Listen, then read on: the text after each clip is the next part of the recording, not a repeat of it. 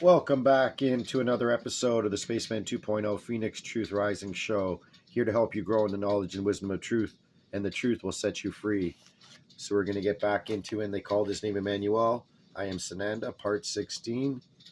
Questions from the Baptist concerning marriage and cohabitation and divorce and the basis for these laws. Let's see how it goes. Having said that, one of the worst punishments I've seen for sins against our own sexuality and adultery has been sterilization. But one of the worst punishments is to be stricken from the book of life and your life as well on this plane if you sin against a child in any sexual way. So with that being said, let's continue on. Chapter 6, Iscarioth Immanuel, Sananda, August 8th, the true birthday of Jesus Christ, by the way. And this writing takes place 1989, year 2, day 357. Precious, I remind you that you are not to stop to ponder these things which I bring unto you. It is necessary that we pen them, and at the appropriate time the content can be discussed. This is the authentic record as preserved from scrolls, which are in safe keeping in Pleiades. The entire instrument is in dissonance and is the very purpose of the journal. So be it. Ours is not to rewrite, but to correctly document. Might we move on, please? And we all know that the Pleiades is the Seven Sisters, or the Little Dipper up in the sky when you see it directly overhead in the northern hemisphere in the month of November. Continuing on, questions from the Baptist. At the time of the preparation and teachings of Immanuel to his disciples, John the Baptist was incarcerated in prison. However, John also had many disciples who were going about the lands. Word of Immanuel's teaching and followings were carried back to the ears of John. As it came to John's attention, he sent his disciples on to Immanuel to make inquiry of the young teacher. They inquired, Are you the one who is to come, the King of Wisdom, as was told by the prophets, or should we wait for another? Immanuel answered and spoke to them. Go and tell John what you hear and see. The blind see and the lame walk. Lepers are cleansed, and the deaf hear. The dead rise, and to those who seek the truth of knowledge it is given. Blessed are those who are not offended by my teachings.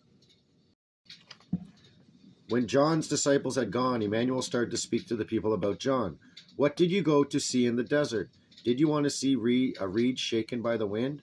Or what did you really go out for, and to see what? Did you seek to find a person in soft and supple clothing?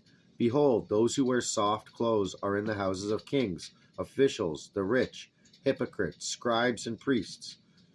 Or did you go forth for you wished to see a prophet? Yes, I tell you, he is more than a prophet. John is the one of whom it is written, See, I send a messenger before you, who shall prepare your path before you. Verily I say to you, among all who are born by women, there is none arisen who is greater than John the Baptist. From the time of John the Baptist until now, the earth suffers from violence, and those who commit violence seize earth away. For all the prophets and the law have prophesied to the time of John. And if you wish to accept it, he is Elijah who is come again, that the path would be prepared.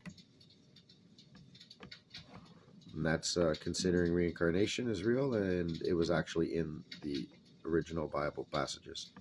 He who hears, hear. To whom shall I compare this generation? It does not matter to the children who sit at the market and call to their playmates, saying, We are striking up the music, and you do not want to dance. We make ourselves hoarse while wailing in speeches, and you do not want to mourn. John, who is Elijah, did not eat nor did he drink, and now it is said about that he is possessed.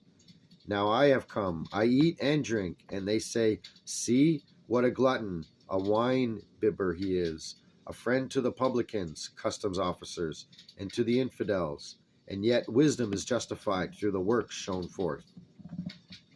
Praised be the creation.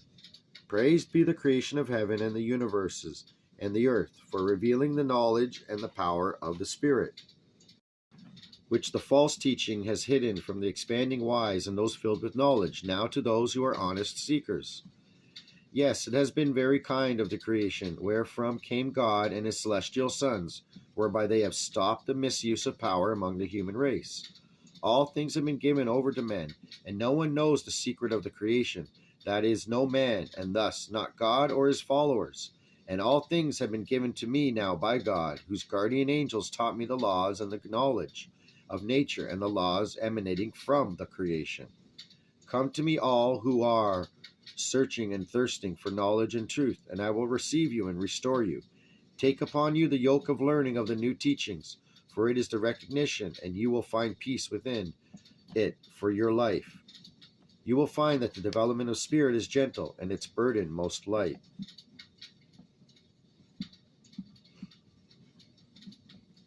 Take upon you the yoke of learning of the new teachings, for it is the recognition, and you will find peace within it for your life. You will find the development of spirit is gentle, and its burden most light. Marriage and cohabitation. Immanuel was constantly pressed with questions regarding the laws of marriage and everything related thereto. Most ones were most sorry that they had asked. These writings will be discussed in depth at a future time, Dharma, for they are the most abused and confounding of all teachings. These are the universal laws and are the most frequently rewritten to be suitable to man's whims. Nonetheless, there is most logical and rational reason for such rules which range from parentless children birth to calamitous diseases and broken spirits thrust one upon another. Do not debate it here, as this is not the format for such. Remember, we are translating the scrolls, as has been given unto you prior to this. There is not to prevent the loving of another of opposite or same sexual affiliation. It is the behavior of physical lust and practice, which is disdain. Love has no boundaries of soul, caring, and emotion. Physical activities coming under the limits of acceptability for myriads of just reasonings. So be it. He spoke thusly, You have been given the commandment, You shall not commit adultery. Irrespective thereof, people commit adultery and practice fornication, thus going against the laws of nature. But it is written, He who commits adultery and fornication shall be punished for the fallible or unworthy of life and its laws, for they should be sterilized. If men or women not married cohabit with each other, they should be punished for the fallible are unworthy of life and its laws, and they too should be sterilized. If two men consort with one another in intimate sexual relationships, they should be punished for the fallible or unworthy of life and its laws. Therefore they should be sterilized and further expelled and banned before the people. If, however, two women cohabit with each other, they should not be punished, for they do not go against life and its laws, since they are not inseminating, but bearing. When inseminator and inseminator are united, life is desecrated and killed. But if conception and conception are united, there is no desecration, no killing, nor creating. But activities of lustful pleasure are incorrect, for this is an exploitation of nurturing and loving. Verily I say to you, there is no animal under the sky which, like man, would go against the laws of the creation and of nature. But are you not more than the animal? He who indulges in lustful fornication for the sake of pay or pleasure to the physical senses should be therefore sterilized, that he or she not be allowed procreation, and further should be evicted and banned before the people. He who molests and unites, cohabits with a child is unworthy of life itself and its laws, and should be punished, so that he will lose of his life. Likewise, he who indulges in incest is thus unworthy and should be treated likewise.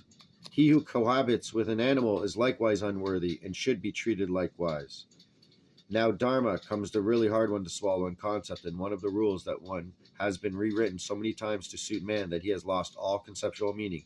It revolves around responsibility to the child created from the old or from the new relationship. It is always with the seeking of pleasure that all laws are broken, either through seeking a pleasure of self or greed. I do not make of the laws. It is important whether or not you ones of earth like of them or do not like of them. There is ample reasoning upon which these laws of the creation are based and balanced.